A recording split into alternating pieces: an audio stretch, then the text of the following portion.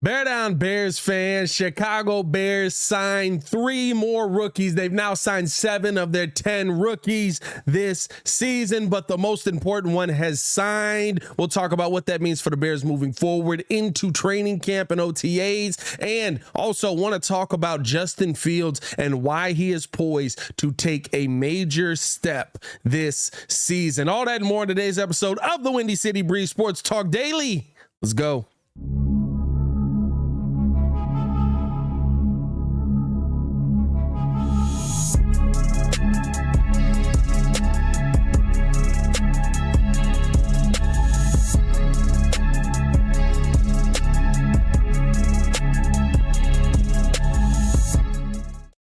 Now, if you are new to the channel, please like the video. Please subscribe to the page, man. We do talk Chicago sports daily on this channel. It's the only channel talking Chicago sports, how Chicago talk. So make sure that you stay in tune with us, man.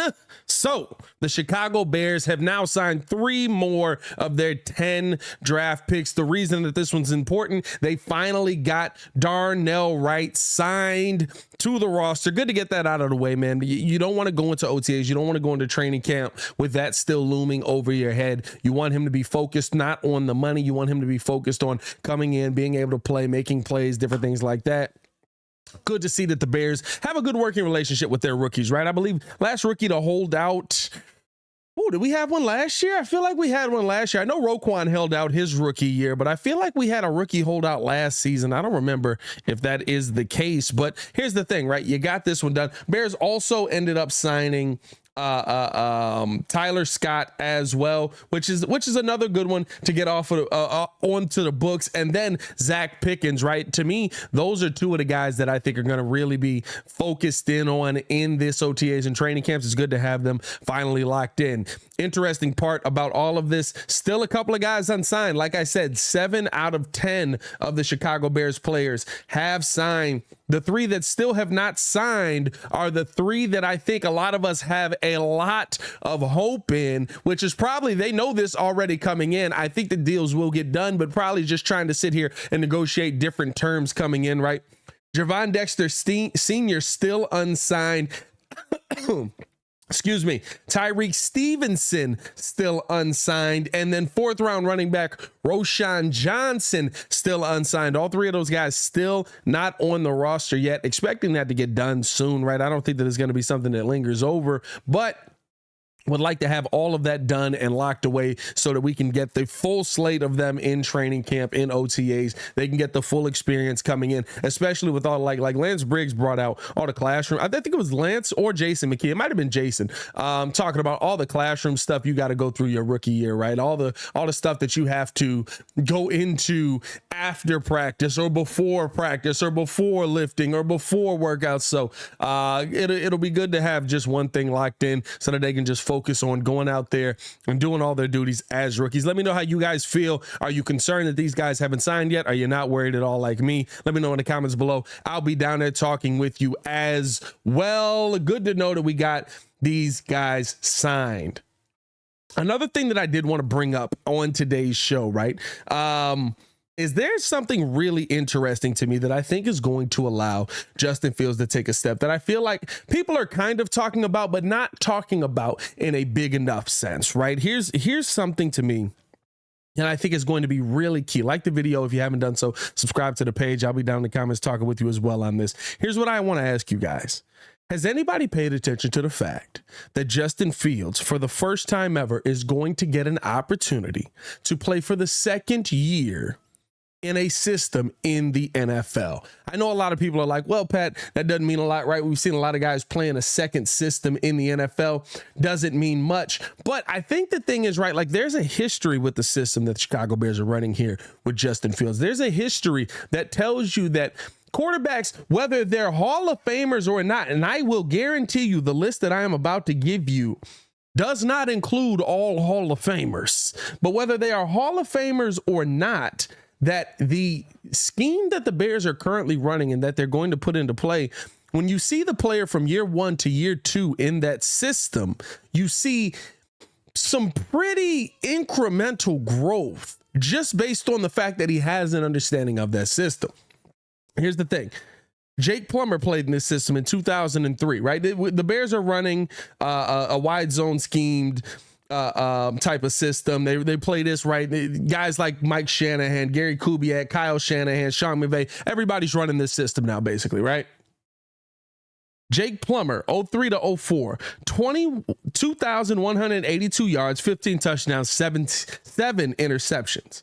2004, 4,089 yards, 27 touchdowns, now 20 interceptions to go with that. Hopefully we don't see that, right?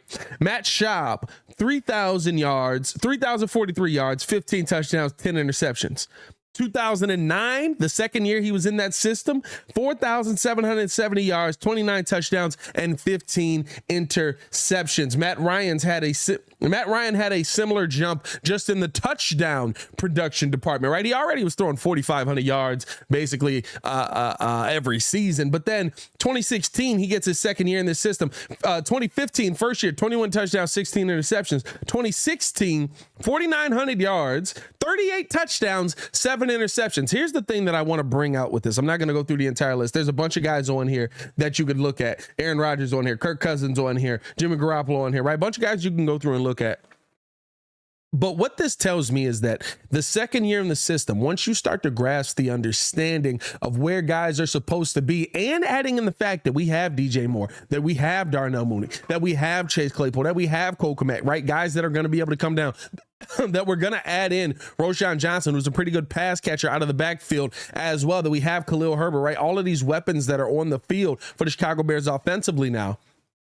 There's going to be a lot more opportunity for the Chicago Bears to wind up in the end zone and for Justin Fields to really take a bigger step in not only just the fact that he understands it, but the fact that the guys that he's playing with also understand it. Now you're coming into the second year of this system where guys know where to be. Now, Darnell Wright on the right side, right? Coming in rookie year might be a little bit more difficult for him. Nate Davis, he's played in this style of system before, so he should be able to acclimate pretty well. Probably just differences in terminology, different things like that. But when I see things like that, that's what gets me excited, because it's not the best of the best on this list, right? Like, listen, nobody would ever tell you Jake Plummer or Matt Schaub were the most dominant quarterbacks you've ever seen in the NFL. But when you see a jump like that, when you see a jump where you can look at a guy and say, yeah, he wasn't great, but he had this massive leap in the thing that stands out to me. The yards is nice, right? If Justin Fields has a big step up in yards, I'm going to love it. I think that, listen, I told y'all we need to be shooting for the moon. He should be almost a 4,000 yard passer.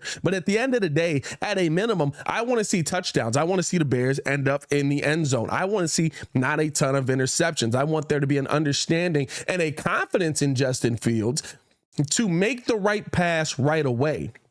I think the fact that now we see, right, like not the greatest examples on earth, but guys that were just journeyman QBs or guys that just kind of fit in, taking that leap, that gets me very excited about what Justin Fields can do. Because here's the thing at a minimum that I always can fall back on.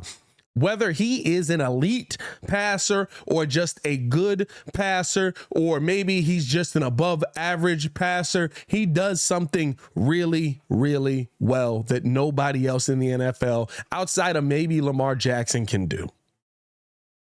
His speed is the difference maker that is going to probably carry him through a lot of years of his career. Here's the one thing that I'll say as well.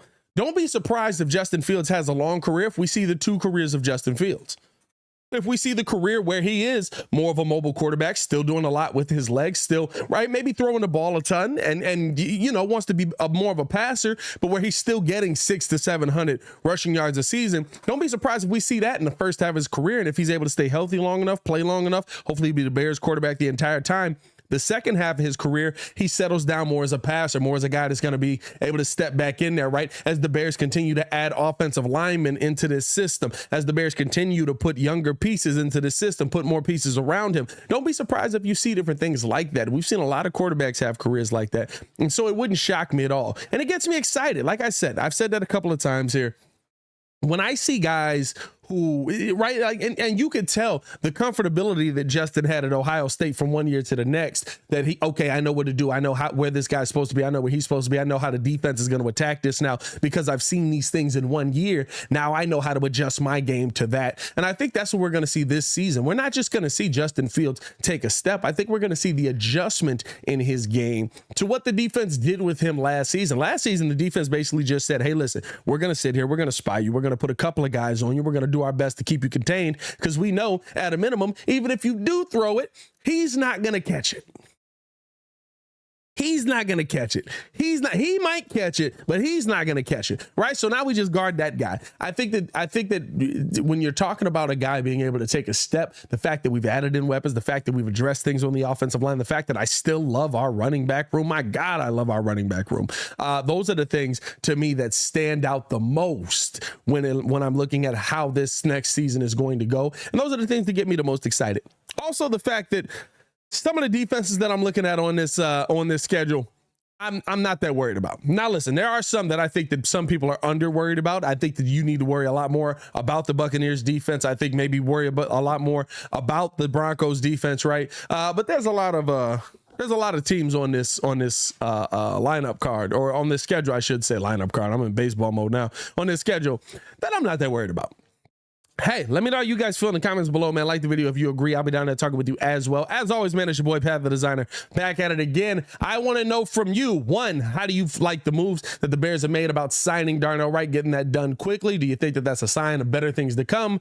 What are your concerns about Javon Dexter? And two, do you expect Justin Fields to take a large step this season based on the fact that this is second year in the system? I'll be down there talking with you guys as well. As always, like I said, it's your boy, Pat the Designer, back at it again to continue watching our Chicago Bears content. Click the links on the screen or check the links in the description below. Y'all stay safe out there, Chicago. Peace.